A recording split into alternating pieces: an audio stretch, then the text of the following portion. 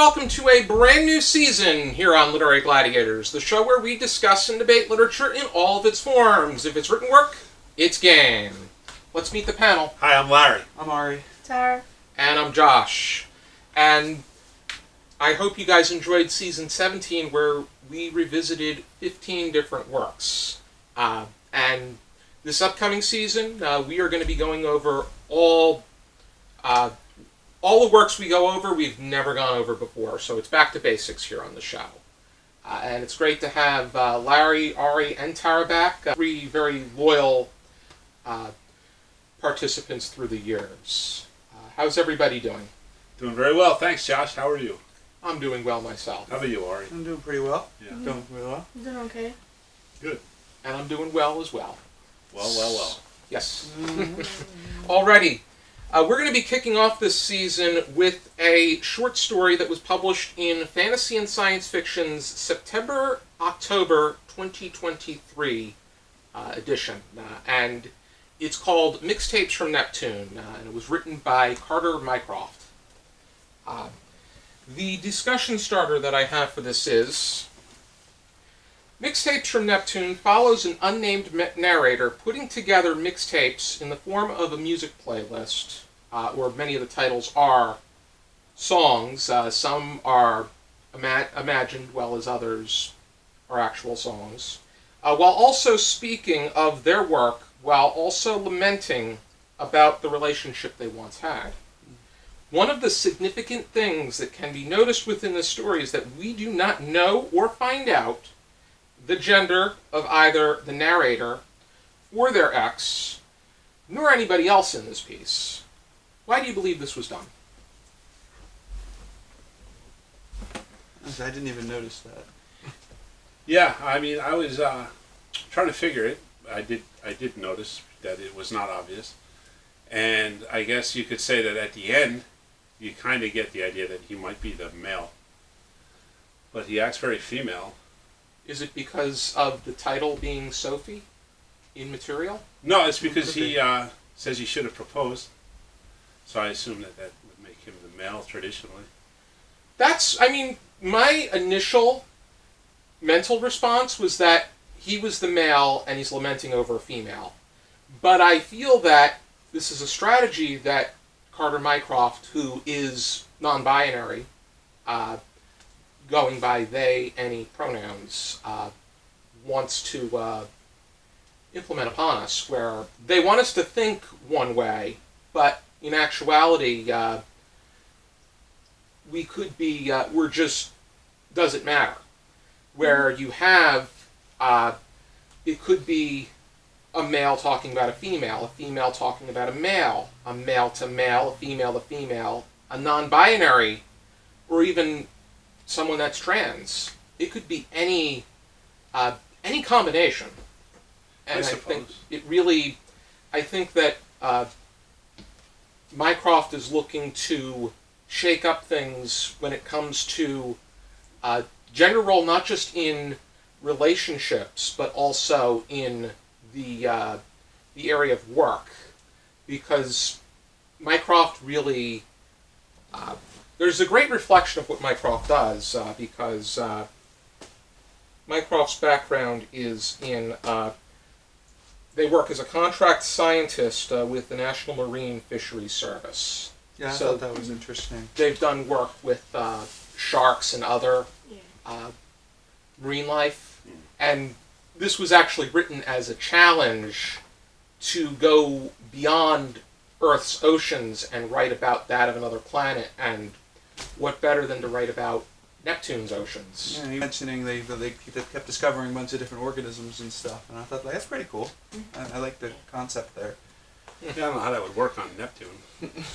I don't think it's possible, especially when they talk about how the organic material is similar to that of Earth. That would not be possible on Neptune. I think that it just goes to show you that this is an Earth mission. It's fiction. It's science fiction, where you have Earth inhabitants exploring Neptune. I think that was probably, that's what got me to realize that these are people from Earth rather than Neptunians? Neptunians or people from another planet Yeah. or a moon. But to me, the whole story, it didn't matter what gender it was, like, cause like love is transcendent, and it doesn't matter who you are, what you are. Love is love. It's there, and that's what I came out of that story. Well, I want to put my 2 cents in there because you guys were kept going, and I'm like, change the subject already, and I need to get this out. But I think that was what Mycroft's goal was, is to make it more about a story about people. And that's what I got right away. I knew, like, I got what they were trying to say, and I didn't even know that they were trans. Like, no, I mean not trans, non-binary, and it didn't matter. I liked the story. Mycroft is non-binary. We have no idea what the unnamed narrator. No, that's what I meant. The author. Yeah. I think it was left ambiguous on purpose, if I had to make a guess. And you said it was written in 2003. 2023 is when it was I was gonna say, like, what? This. Yeah, I was gonna say. Well, I disagree with a lot of what you said there, but I would also say that it is ambiguous as far as what this person is, as far as, the characters as well. And I don't think that it works well in that way, in that, this person is making a mixtape for somebody. It's very, lonely. This person is obviously very lonely. I do think the person's angsty. It gives me some Space Oddity vibes, like a la David Bowie. Kind of reminds me of I think of like the old school emo music back when I was growing up in the early 2000s. And It might have been interesting to listen to the songs. I mean, like, I wasn't sure if they were real or not because it's not my kind of music at all until they I think met some of them were real. Ella Fitzgerald. I know is a real artist. Ella Fitzgerald was, and Sophie. some of is them real. I wasn't sure which one was Sophie real, which was a trans woman who was a pioneer in the hyperpop microgenre and specific, so in greater sense, electronic music. And geeky music. her song "Immaterial" is a response to Madonna's "Material Girl." Interesting. Mm-hmm. Yeah, it could be an interesting thing because that song is Yeah, is she interesting in sadly- its own right. Mm-hmm. Yeah, it is it's very. Yeah, I have a lot of thoughts about Material Girl.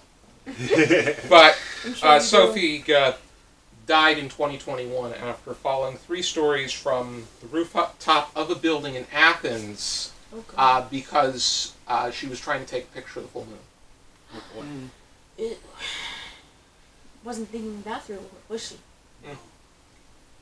But not like, I mean, this person writing this story, I mean, it's kind of pathetic. Like, I mean, not writing, but the character writing these notes for this mixtape. Like, the person that they're interested in.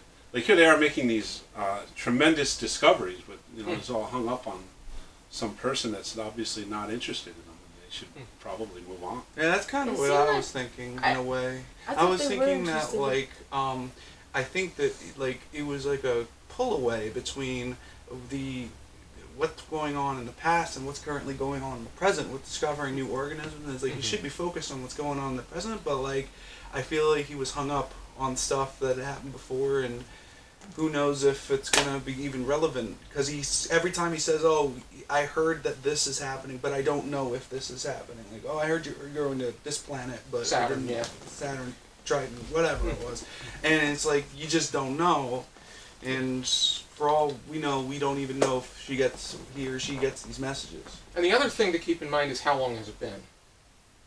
Because have they been lamenting for a longer period of time than is being depicted, or has this just happened? And it was this person's decision, it seems like. But they, like, because at one point they say that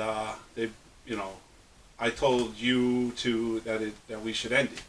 But then in the next part, he's saying, "Well, I wonder if I should have proposed instead." So it's like, you know what I mean? Like, that's what I mean. Someone's got to be the man and make these decisions, and. They jumped to conclusions because the one person decided that they were going to be leaving the that work team because they didn't agree with the way. Oh yeah, and I should have followed made. you. That's in there too. That And, maybe I should have followed you. Or And that's a female thing. Should be and following there's the another man. So there's it's like, another thing too about how like, well, maybe they wanted the other person to ask them to come with them, and they're waiting for that instead of saying just following. You know what I mean? Like, I remember reading that. Yeah. Mm-hmm. Yes. Yeah. So it's you know, it sounds like somebody who needs to move on. Yeah. It would help. I think Yeah. that they could probably do even more incredible things and be a contributor to advance their team even more if they were not hung up with The lost love. the lost love. However, their behavior is understandable, Yeah. depending on how much time has elapsed. I mean, the more time that's passed, the more that it doesn't really make any sense. Right. The more. Mm-hmm. Yeah. I mean, like the pain of a breakup. We've all. I mean, or, you know, I'm not wanting to speak for everybody, but I personally know what that is. And Yeah. It's the worst. Mm-hmm. You know, pain. You get over it. But you do, yeah. You get Eventually. over it. Yeah. Mm-hmm. That's true. And depending on how like each person agrees is different. Yeah. Mm-hmm. And when you're going through it, too, people will tell you need to move on, and you know you do, but Sometimes It's people hard, are just yeah. tired to move on. that's it. They eventually will, in their own time. Hopefully. What was your take on the grasp as far as the construction of the mixtapes, as well as the backdrop of the setting and Well, I the really, scientific I aspects? really of the science fiction? appreciated the science fiction aspect to it. Yeah. I thought it was just interesting to, like Karter Mycroft said, like to have something on another planet rather than on Earth, and just, well, what is that going to be like? And he mentions different organisms and all kinds of, things that he discovers. But as Larry said, it's kind of lost in these feelings that he has, and it's not necessarily like, imagine how much more interesting it could have been if he wasn't, like, to us the reader, if it wasn't such a hung up kind of thing. But at the same time, it also sounds really brutal. Yeah, it does. You know, like the work itself is very brutal, and the elements are, are pressing down, and Yeah. like, it's like it Yeah, kind of imagine. reminds me of that Elton John. What is that Elton John song? It's like it's lonely up here in space. Well, that's Rocket that's Man? what I mentioned, Space Yeah. Odyssey. Yeah. Oh, you mean Rocket Man? Rocket Man's the other That's one, the yeah. one. Rocket Man was based on a Ray Bradbury story. Oh yeah. Yes. But you get that same sense of being Like all a alone, Space Wait, Odyssey, he's a Rocket reader? Man. of being all Right. alone and Elton John's a reader? Sorry. and stark. The starkness of an alien environment. Mhm. It really does tie into that feeling of despair and loneliness. It seems like that whole, even though he's a teen, it seems like they're alone. Yeah, it's Yeah. very possible Like, to be lonely Because like and you're alone like when. in space, you think you're going like empty space. It's like all black. It's not like empty. Obviously, there's like things you can't see, like the chemicals in there. I don't know what's in. I don't know Yeah, what radiation the chemicals are in space. Nothing. I'm not. yeah, it's a sciencey. void. It's a void. It's a great void. Mhm. Yeah. And the story kind of felt like a void, Yeah. Mm-hmm. like companion. But going back to what I was saying before, is that I just found the setting to be extremely interesting, and like Larry said, kind of like feeling like you're alone and lonely, but you're doing your work. But just imagine like what what they had scientifically had to do to get to this point. Like that's why it's science fiction. What are Mhm. immoral things they did? What are they? What, didn't he say it was like they were just searching for organisms, and I feel like they mentioned something about just like trying to find certain chemicals and stuff. Mm-hmm. It was a mission onto Neptune. It looking for life on Neptune. almost sounded like it was like some kind of penalty mission, like a Yeah. mission that you have to do because you've done something wrong, like community service or something. That's what it sounded like to me. I just think it's just That's because of what how it is. brutal the work But is. yet at the same time, the partner, the ex was able to Leave. withdraw. If it was a penalty mission, they wouldn't have been able to. That's true. Yeah, I think it's just like, the idea is that they do it for the love of expanding knowledge, Hmm. but it's not, Probably. but it's very demanding. They work for that, and they also work for the team, and they set out for any given mission, and we also want to take into account when this there's no time as to when this is set, because right now they're talking about a mission to Mars. As they have been since the 80s. Yeah, there's that. And then there's also, but it's a matter of time that they're going to want to go to other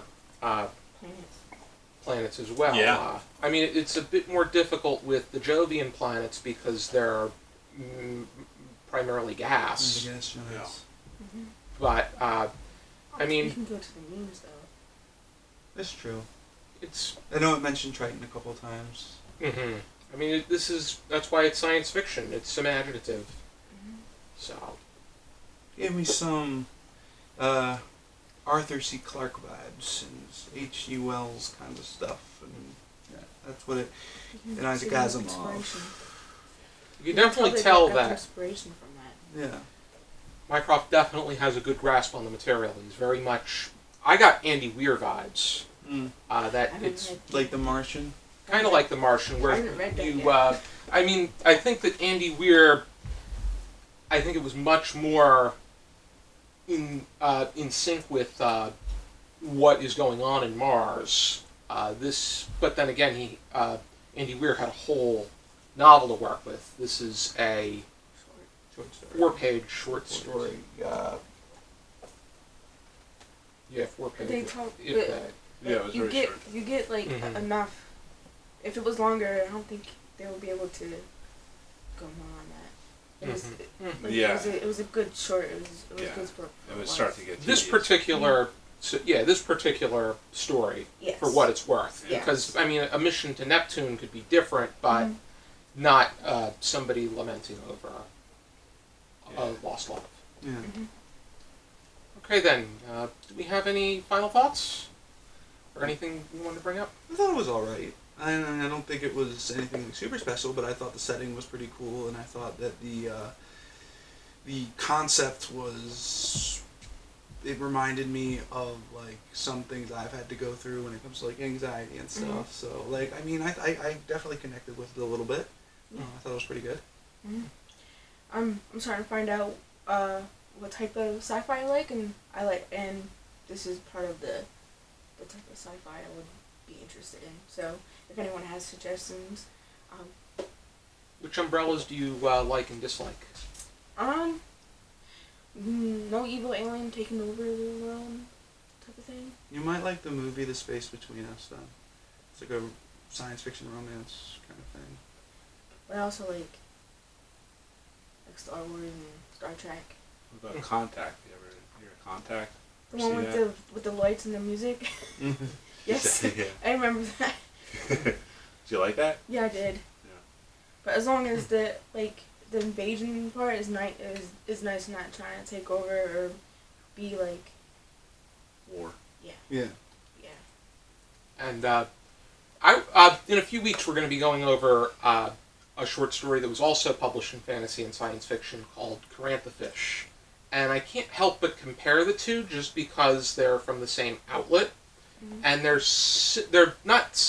definitely not similar in what they're about, but I just couldn't help but see that Comparisons. I couldn't help but make Parallels. comparisons.